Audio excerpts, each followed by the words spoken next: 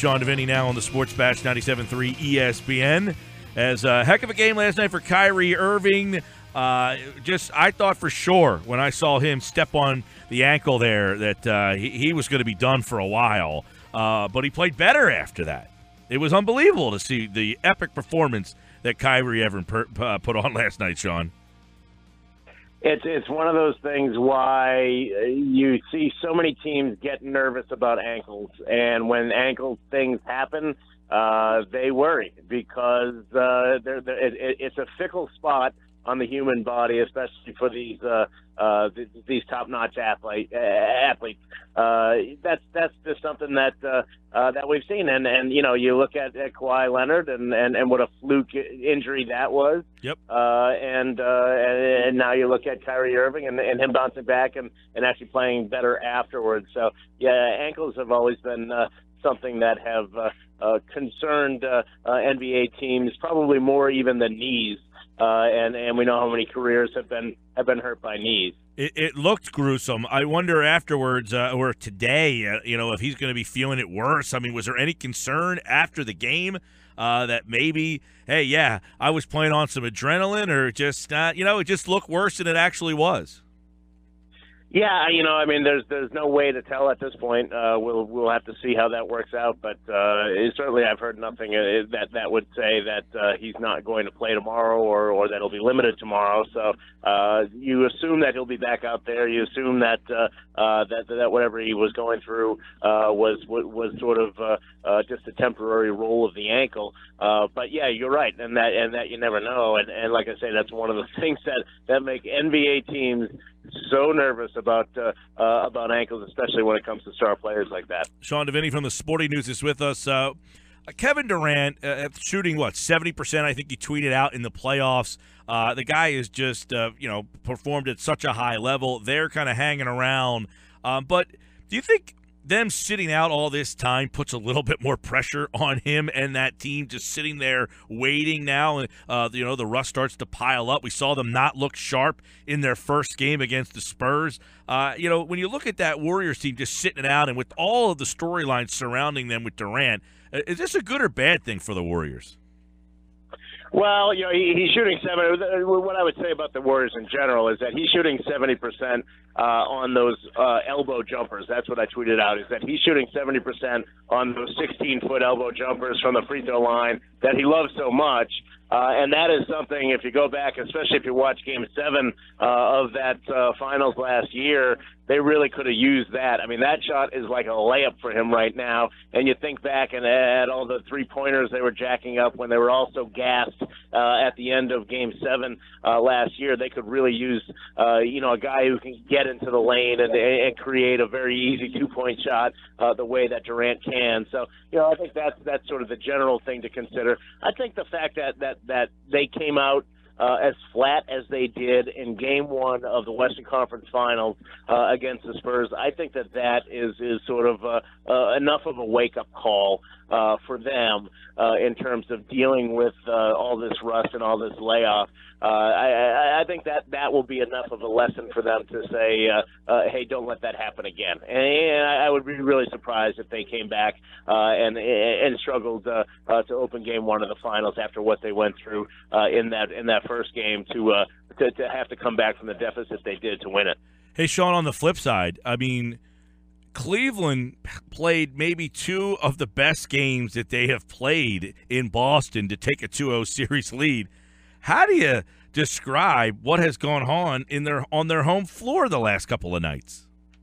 Well, I think a lot of that has to do with the Celtics. I think that they had gotten hammered so badly in those first two games. I think they summoned a little pride and started to play like NBA players. People forget that, look, all these guys are NBA players. And then to do that, to be that, you have to have a certain level of skill on both ends of the floor, and you should never get blown out by 40 points. You just shouldn't. That's more of a mental thing. That's more of an approach thing when that happens to you. So the fact that they turn that around, that really is indicative of more just some personal pride, really. And you've seen them play much better since. I don't think anybody had any illusions about the fact that the Celtics were going to win this series, but what we've seen the last 2 days from them, the last 2 games from them, has been a little more indicative, I think, of how you thought these games might go. All right, Sean Deveney's with us, Sporting News, and obviously in the Philly area here, everybody's looking at the offseason and the draft. One guy that you wrote about that they could have their eye on is Otto Porter. Now, he's a restricted guy, so it'll take a little bit more than just saying, hey, you want to come play for us? And as the Wizards really don't want him to go. But are the Sixers a team that would have their eye on Otto Porter? You think they legitimately would have interest in him? Yeah, look, the situation that they're in, and I've heard all the talk about Kyle Lowry and stuff like that, and then to an extent that makes sense. But when you're looking at a guy like Kyle Lowry, you're looking at a guy at the back half of his career, and this is a team that's up and coming, and is that really somebody you want? From what I understand, they're going to be equally interested in getting guys who are young free agents, guys who are sort of in the early stages of their careers that they can pursue. If they don't get them, then that's fine. Look, if they make a big offer for Otto Porter and he winds up re-signing in Washington, they haven't really lost anything. You lose a couple days. It's a 3-day window, but that's not a big concern. If you can sign a guy who's on the upswing in his career at 23, 24 years old, and you're probably going to get the best years that are in front of him rather than behind him, I think that's more the thinking of Brian Colangelo in that front office right now. Yeah, how willing will Washington be to let him walk? I mean, what are the parameters? These are restricted, so they can bring him back. But obviously, John Wall's going to be at the top of their list too. Yeah, and they're going to be in a situation, and this is where if you're Philadelphia, you don't mind this either. Where look, if you can force Washington to have to pay him $100 million contract, $105 million contract. And you walk away unscathed, and you don't get the player, but you know what? You don't get the contract either. And you're forcing Washington to basically commit to paying about 70 to 75% of their payroll to 3 guys, to Porter, to Wall, and to Bradley Beal, and that'll go up once they give Wall the extension. Look, you're in the Eastern Conference. If you're forcing Washington's hand on that, and you're Brian Colangelo, that's not bad either. You're putting them in a position where they're going to have a lot of tough decisions to make, and they're going to have really a depleted roster behind those 3 guys. Part of the thing that you wrote about too, not only did the thing that stood out to us is that the Sixers, would have interest in Otto Porter, but the conundrum that is a large NBA issue here for teams to get themselves better, and that free agency is not the same that it was 3 or 4 years ago. Yeah, that's exactly right. When you're looking at what's going on now, you've had this spike in the cap, and I think that's allowed teams to sort of go out and spend a bunch of money. But that spike is coming down. Like, that's not going to continue. The cap should level off next year. It'll basically be the same next year as it is this year. So then you start to wonder, okay, well, what's going to happen to all these contracts which have escalations as they go forward? You go up 4.5%.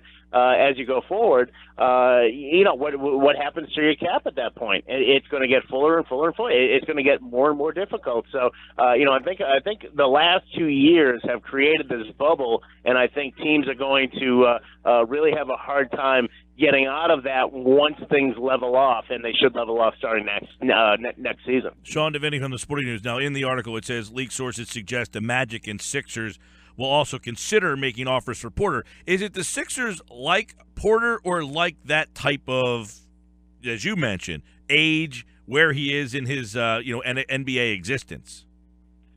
Yeah, a little bit of both. I mean, they like him, and they like certainly they like the fit with that roster. Obviously he's a small forward, but he could play a little bit of power forward. You could imagine him playing next to Ben Simmons, and Simmons as a guy who probably is going to have the ball in his hands a lot. You could imagine Porter as really an excellent three-point shooter that he's become, you can imagine him playing that forward spot next to him, maybe even as a stretch four, that sort of thing. So you can imagine a number of roles for him, and I think that when you look at that Sixers roster, that's really what they're looking for. Should be interesting to see what Washington would do. Do you view Porter as a max type of player? I mean, $100+ million guy? No, I mean, and that's the thing.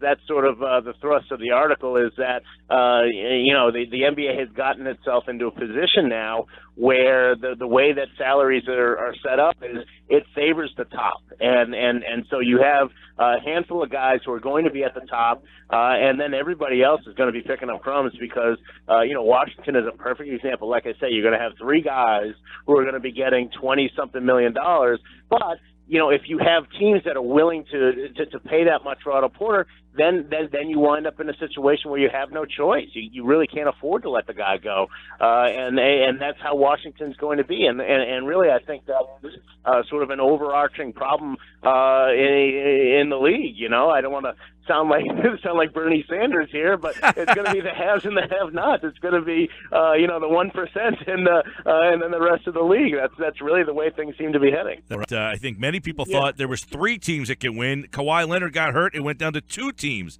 that could win. Yeah, and that's the thing, Mike, is that you're also talking about paying that kind of money for a group that at best can get to the second round of the playoffs and maybe to the conference finals. So we're not even talking about paying that money for a big three, quote unquote, that is going to get you to the NBA finals. We're talking about paying that kind of money for a big three that just keeps you competitive, that gets you 48, 49 wins and second round, maybe conference finals at the most. Sean, a great piece. Everybody check it out at sportingnews.com. It really underlines an issue that is happening right now in the game. Appreciate it, pal. Thanks, Mike.